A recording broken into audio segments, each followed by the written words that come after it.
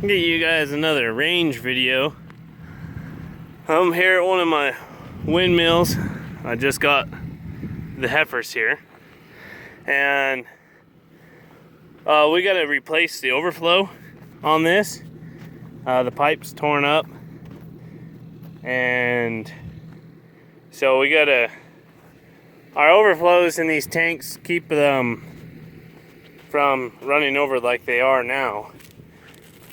And this one's got a terrible amount of moss in it. We need to put some copper sulfate in the water and kill that stuff because it just catches dirt and everything.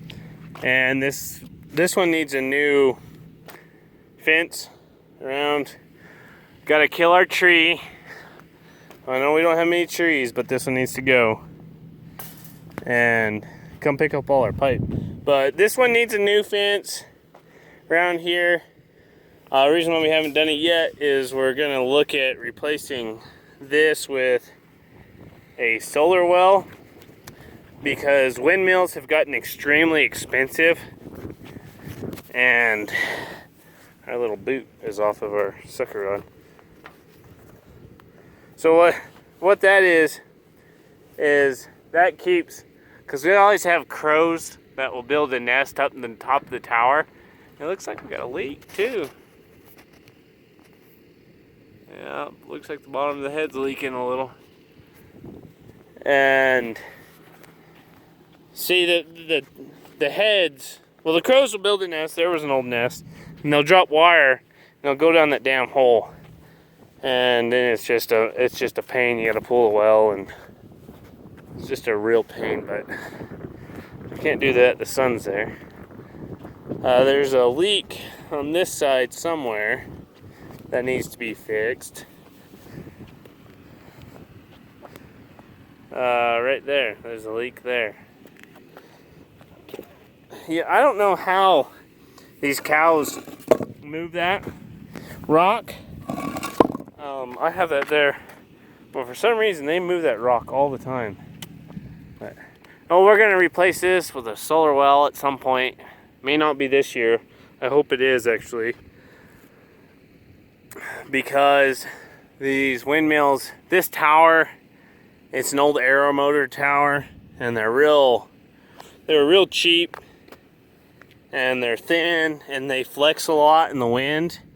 We call them Rubbermaid towers, because it's, once you get up there, they start flexing real bad, and I don't like to climb windmills. I never have.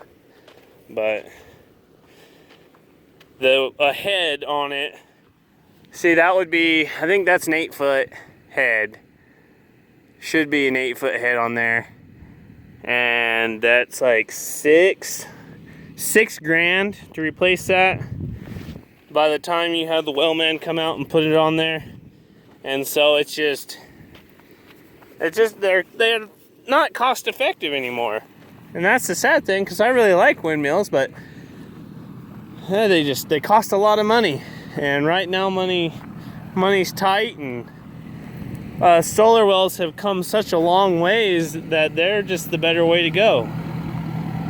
I'm picking up some old shit take out of here.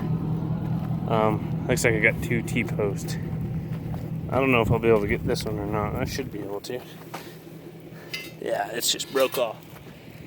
But yeah, I do like the windmills, but they cost too much.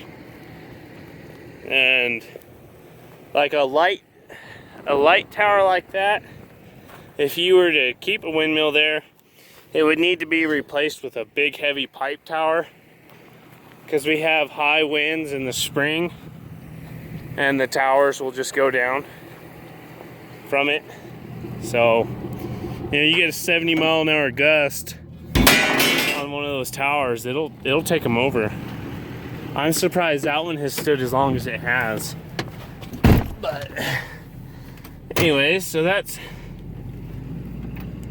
this.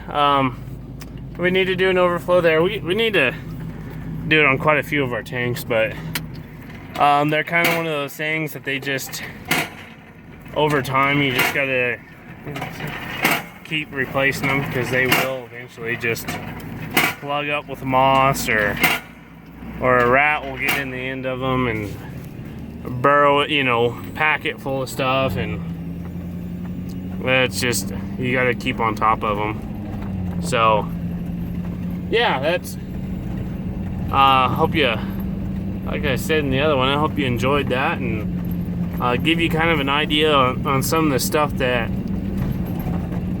you know, you might not notice when you see windmills, or, you know, why we still have windmills.